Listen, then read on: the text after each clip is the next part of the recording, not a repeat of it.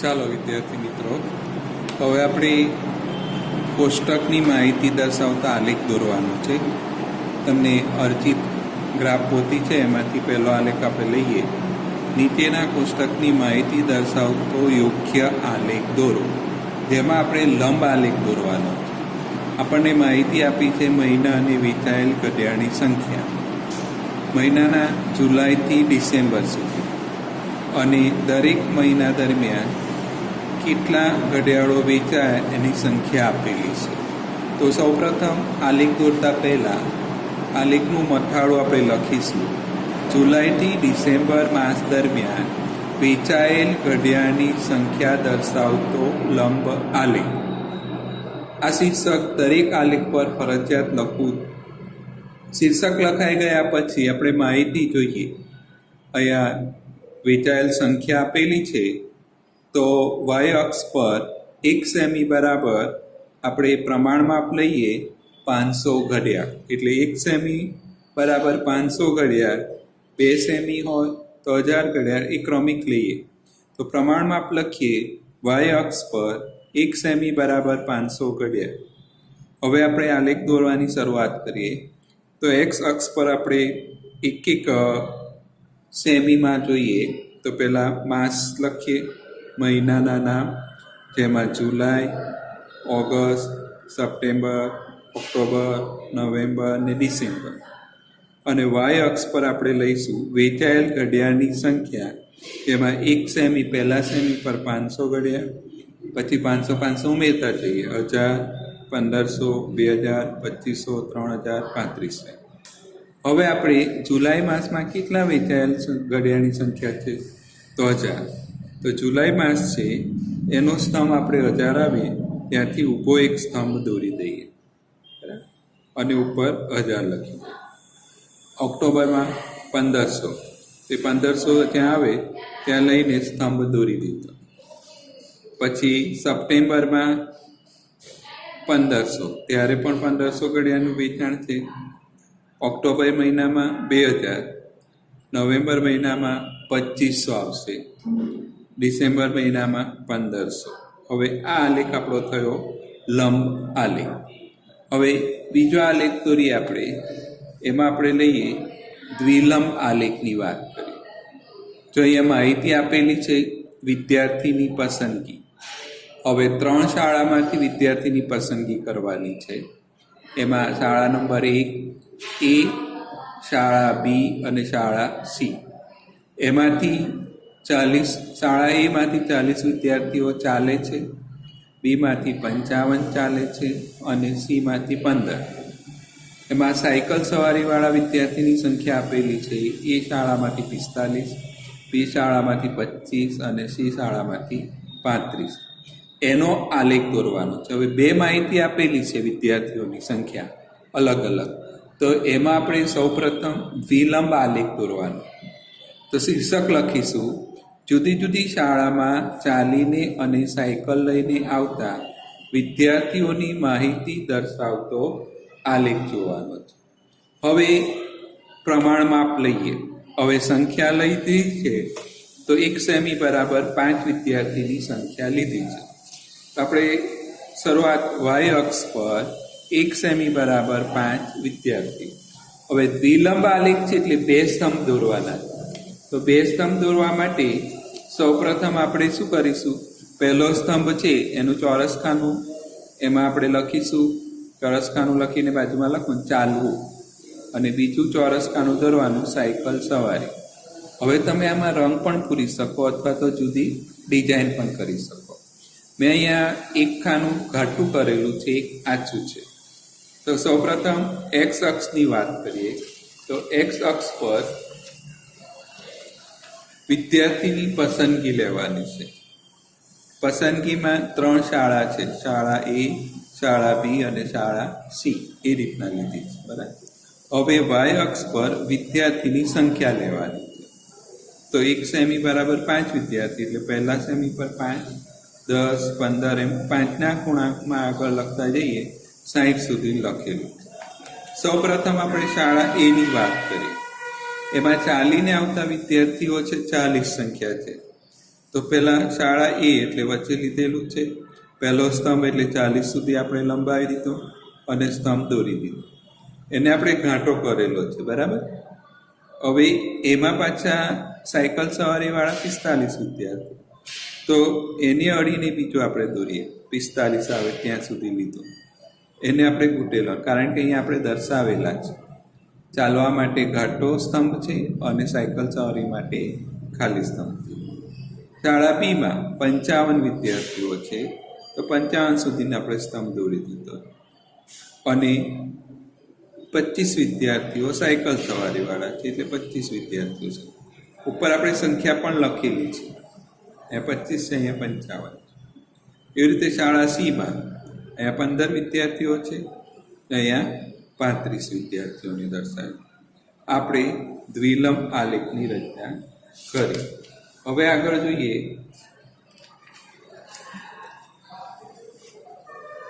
બીજી માહિતી જોઈએ. તેમાં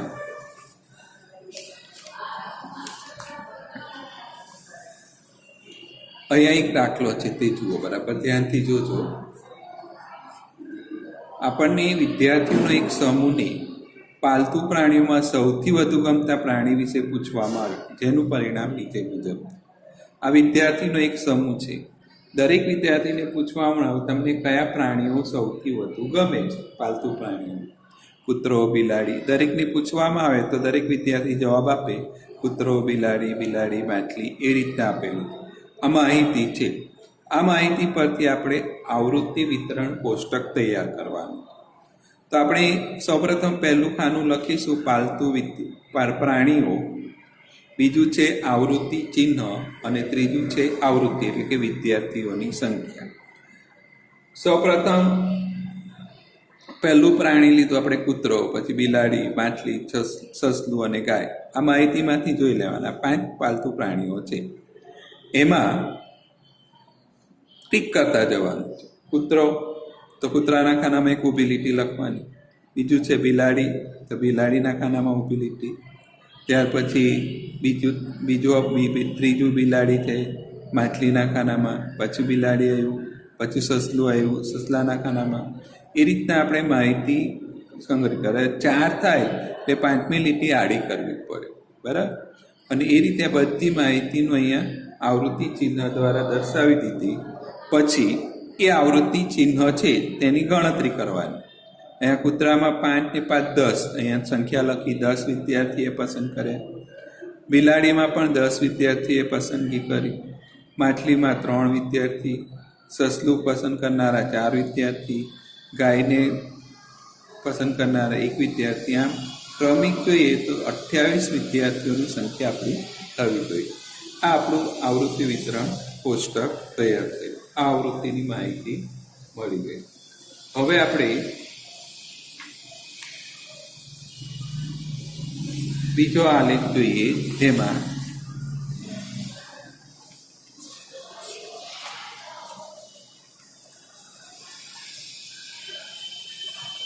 એક વર્ગના 60 વિદ્યાર્થીઓએ ગણિત વિષયની કસોટીમાં મેળવેલ ગુણ નીચે મુજબ છે. આ માહિતીનો લંબ આલેખ દોરો. અહીંયા આપણને વાય અક્ષ પર પ્રમાણમાં આપી દીધું. 1 સેમી બરાબર 2 વિદ્યાર્થી લેવાના. માહિતી આપેલી છે વિદ્યાર્થીએ મેળવેલા ગુણ 0 થી 10 સુધીમાં કેટલા વિદ્યાર્થીએ ગુણ, 10 થી 20, 20 થી 30, 30 થી 40, 40 થી 50, 50 થી 60. 60 ગુણની પરીક્ષા છે. એમાં વિદ્યાર્થીની સંખ્યા આપેલી છે. 10 થી 20માં 2 વિદ્યાર્થી મેળવેલા છે. 10 થી 20માં 10 વિદ્યાર્થીએ ગુણ મેળવેલા છે. 20 થી 30માં 21 વિદ્યાર્થી, 30 થી 40માં 19, 40 થી 50માં 7 ને 50 થી 60માં 1 વિદ્યાર્થી. હવે શીર્ષકનું મથાળું લખીએ. વિદ્યાર્થીઓએ ગણિત વિષયમાં કસોટીમાં મેળવેલા ગુણની માહિતી દર્શાવતો સ્તંભ આલેખ દોરવાનો છે. કારણ કે વર્ગીકૃત માહિતી છે, અહીંયા વર્ગ આપેલા છે એટલે સ્તંભ આલેખ આવશે. પ્રમાણ માપ લઈએ 1 સેમી બરાબર 2 વિદ્યાર્થી આપેલું છે. હવે એક્સ અક્ષ પર આપણે વિદ્યાર્થીની કુલ સંખ્યા લીધી, વિદ્યાર્થીના કુલ ગુણ લીધા છે, બરાબર. આપણે માહિતી આપેલી છે વિદ્યાર્થીઓના ગુણ. શૂન્યથી શરૂ થાય એટલે શૂન્ય પછી 10, 20, 30, 40, 50, 60. હવે વાય અક્ષ પર આપણે લીધા છે વિદ્યાર્થીઓના ગુણની સંખ્યાની વાત લીધી. હવે 2 થી શરૂ કરીએ, કારણ કે 2 સેમી લીધું. 2, 4, 6, 2ના ગુણાંકમાં લેવાનું. 8, 10, 12, 14. આપણે વિદ્યાર્થીઓ કુલ 60 છે. 21, 20, 21 અહીંયા જોઈ લેવાનું. મહત્તમ કેટલા છે? 21. તો 22, 24 સુધી લઈ લેવાનું. ઓછામાં ઓછું જે હોય ત્યાંથી શરૂઆત કરવાની. સૌપ્રથમ આપણે આલેખ દોરવાની શરૂઆત કરીએ. એટલે 0 થી 10 એટલે 0 થી 10 નો સ્તંભ દોરીએ તો અડીને જ આવશે, બરાબર. એમાં 2 વિદ્યાર્થી 2 આવે ત્યાં આડી લીટી કરી અને આપણે એક સ્તંભ જોડી દઈએ. ત્યાર પછી 10 થી 20માં 10 વિદ્યાર્થી એટલે 10 પાસેથી શરૂ કરી અને 20માં પૂરો થાય એટલે 10 સુધી લેવાના વાય અક્ષ પર, ત્યાંથી સ્તંભ દોરી દીધો. 20 થી 30માં 21 વિદ્યાર્થી, 20 થી શરૂ કરવાનું, 21 આવે ત્યાં. અહીંયા જો 20 અને 22ની વચ્ચે એટલે અડી કાપા લેવાના. 2 અને અડધો એટલે અડી કાપા લઈને એને સ્તંભને નીચે ઉતારવાના 30 સુધી. હવે 30 થી 40માં એટલે 19, 30 થી શરૂ કરવાના. 18 પછીના અડી કાપા એટલે 19 થાય 40. 40 થી 50માં 7, 6 પછીના અડી કાપા એટલે એ 50 સુધી ઉતારવાનું. પછી 50 થી 60માં 1 એટલે 0 થી અડી કાપા. 2 પછીનો અડધો કાપો લીધો 1 આવ્યા. આ રીતે આ સ્તંભ એકબીજાને અડીને આવેલા છે એટલે આ આલેખ સ્તંભાલેખ કહેવાય છે. આપણને લંબ આલેખની રચના આપેલી છે પણ આપણે સ્તંભાલેખ દોરેલો છે.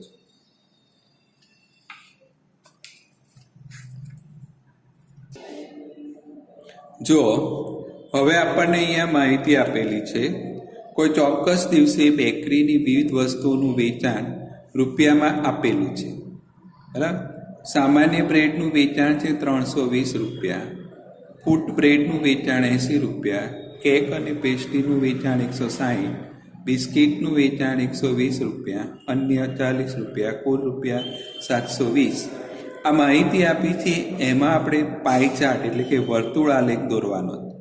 સૌપ્રથમ કુલ આપણને 720 રૂપિયા આપેલું છે. આપણે અહીં દરેક વૃત્તાંશ માટે તેના કેન્દ્ર પાસે ખૂણો શોધવાનો છે.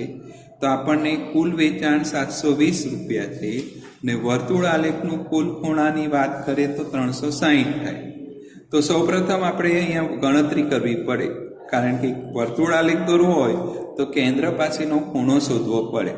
તો ખૂણો શોધવા માટેનું વાત કરીએ તો પહેલાં આપણે વસ્તુ લખીએ વેચાણ રૂપિયામાં, પછી અપૂર્ણાંક અને કેન્દ્ર પાસેનો ખૂણો શોધીએ. તમને પહેલી માહિતી આપી જ દીધી છે દાખલામાં.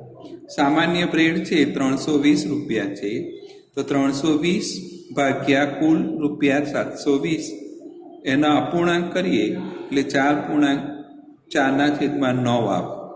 હવે આ અપૂર્ણાંકને 360 અંશ વડે ગુણી કાઢીએ તો જવાબ આવશે 160 અંશ. એટલે કે સામાન્ય બ્રેડનું જે છે એનો કેન્દ્ર પાસે ખૂણો 160 અંશનો બને. એવી જ રીતે બિસ્કિટની વાત કરીએ તો બિસ્કિટનું વેચાણ રૂપિયા 120 છે, તો 120/720 એના અપૂર્ણાંક લઈએ તો 1/6 આવે. તો 1/6 ગુણ્યા 360 એને આપણે ઉડાવીએ 6×36 એટલે ઉપર 60 આવે. 1 × 60 એટલે 60 અંશ થાય. આ 60નો ખૂણો કેન્દ્ર પાસે બનાવે છે બિસ્કિટનું વેચાણ માટે. હવે કેક અને પેસ્ટ્રી 160 રૂપિયા છે, તો 160/720 બરાબર 2/9 આવશે, બરાબર. 8 × 16 ને 9 × 8 એટલે 2/9 આવે. તો 2/9 ગુણ્યા 360 એટલે 9 ચોક 36 એટલે 40 ગુણ્યા 2 એટલે 80. કેક અને પેસ્ટ્રી એટલે કેન્દ્ર પાસે ખૂણો 80 અંશનો બનાવે છે. ત્યાર પછી આગળ જોઈએ ફૂટ બ્રેડ 80 છે, 80 રૂપિયા વેચાણ છે, તો 80/720 એટલે કે 1/9 આવશે. 1/9 ગુણ્યા 360, 9 ચોક 36 એટલે 40 × 1 40 એટલે 40 અંશનો ખૂણો ફૂટ બ્રેડ બનાવે છે. અન્યની વાત કરીએ તો 40 રૂપિયા છે, તો 40/720 બરાબર 1/18 આવે. 1/18 ગુણ્યા 360 એટલે 18×36 એટલે 20 અંશનો ખૂણો બનાવે છે. તો સૌપ્રથમ આપણે માહિતીનો પાઈ ચાર્ટ દોરવાનો છે, વર્તુળ આલેખ. તેનો આપણે શીર્ષક લખીશું બેકરીની વિવિધ વસ્તુઓનું વેચાણ દર્શાવતો પાઈ ચાર્ટ, જેમાં આપણે યોગ્ય ત્રિજ્યા લઈને એક વર્તુળ દોરવાનું છે. પછી એ વર્તુળ દોરીને એના ચાપ આપી દઈએ. જેટલા ચાપ આપીએ એટલે આપણને ખબર છે, એક ચાપ આપીએ એટલે 60, બે ચાપ વચ્ચેનું અંતર 60નો ખૂણો બને. એક ચાપ આપી દીધું, પછી બીજું, ત્રીજું, ચોથું, પાંચમું અને છઠ્ઠું. 6 ચાપ આપી દીધા એટલે 60-60ના ખૂણા બને. તો આપણે આમાં જોઈએ કે 60નો ખૂણો કયો છે, તો બિસ્કિટનું વેચાણ છે 60 અંશનું માપ બતાવે.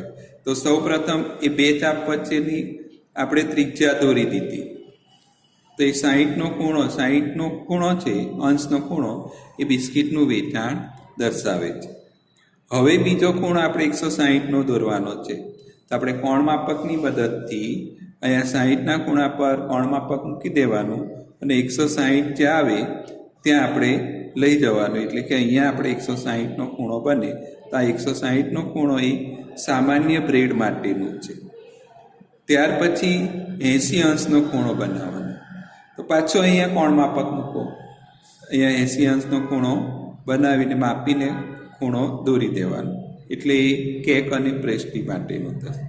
ત્યાર પછી 40 અંશનો ખૂણો લઈએ, ફૂટ બ્રેડ. તો અહીંયા પાછું કોણ માપક મૂકવાને 40નો ખૂણો માપીને અહીંયા ટીક કરીને ત્રિજ્યા દોરી દો એટલે 40નો ખૂણો. ત્યાર પછી અહીંયા 20નો ખૂણો બની જશે. તો આ બધી માહિતી લખી બેકરીની વિવિધ વસ્તુઓનું વેચાણ દર્શાવતો પાઈ ચાર્ટ છે. ચાલો, એક શહેરના યુવા વર્ગને ગમતા વિવિધ પ્રકારના સંગીત વિશેની મોજણી કરવામાં આવી. નીચે દર્શાવેલ વર્તુળ આલેખ મુજબ પરિણામો. અહીંયા જો આપેલો છે આલેખ. લોક સંગીત માટે 30%, શાસ્ત્રીય સંગીત માટે 10%, અર્ધશાસ્ત્રીય સંગીત માટે 20% ને હળવું સંગીત 40%. હવે એના પરથી પ્રશ્નોના જવાબ આપવાના છે. જો 20 યુવાનો શાસ્ત્રીય સંગીત પસંદ કરે તો કેટલા યુવાનની મોજણી કરી હતી? તો ધારો કે યુવાનોની સંખ્યા આપણે x ધારી લીધી, તો xના 10%, શાસ્ત્રીય સંગીત એટલે 10% આપેલું છે. તો 10% થાય બરાબર 20 થાય. એટલે જો 20 હમણાં કુલ સંખ્યા આપેલી છે અર્ધશાસ્ત્રીય સંગીત, કેટલા યુવાનોની મોજણી કરી હશે? તો x બરાબર 10×20 કરીએ, 10% એટલે x ગુણ્યા 10/100 બરાબર 20 આવ્યા. તો x ગુણ્યા 10×20 એટલે x બરાબર 200 આવે. આમ કુલ 200 યુવાનોની મોજણી થઈ. એમાં જુદી જુદી સંગીત વિશેની પસંદગી કરી. એમાં કયા પ્રકારનું સંગીત મહત્તમ યુવાનો પસંદ કરે છે? તો આલેખમાં જોતા જણાય કે હળવું સંગીત પસંદ કરનાર યુવાનોની ટકાવારી 40, સૌથી વધારે છે એટલે મહત્તમ ટકાવારી છે. જો આ અન્ય સંગીતની પસંદગી કરનાર યુવાનો કરતાં વધુ છે એટલે હળવું સંગીત મહત્તમ યુવાનો પસંદ કરે છે, 40% છે. એટલે જો કોઈ કેસેટ કંપની આ સંગીતની 1000 CD તૈયાર કરે તો દરેક પ્રકારના સંગીત માટે કેટલી CD તૈયાર થાય? તો અર્ધશાસ્ત્રીય સંગીત માટે CD બનાવવાની હોય તો અર્ધશાસ્ત્રીય સંગીતના 20% છે, એટલે કે 1000 બનાવવાની હોય તો એના 20% એટલે 200 CD તૈયાર થાય. શાસ્ત્રીય સંગીત માટે CD બનાવવાની સંખ્યા 1000ના 10% છે, એટલે 100 CD થાય. એવી રીતે લોકસંગીત માટેની CD બનાવવાની હોય તો એના 30% છે, એટલે 1000ના 30% એટલે 300 CD થાય. ને હળવા સંગીતની CD બનાવવાની હોય તો એના 40% છે, એટલે કે 1000ના 40% એટલે કે 400 CD તૈયાર થાય. આ રીતે આપણે મોજણી પરથી આ રીતે પ્રશ્નોના જવાબ લખી શકાય.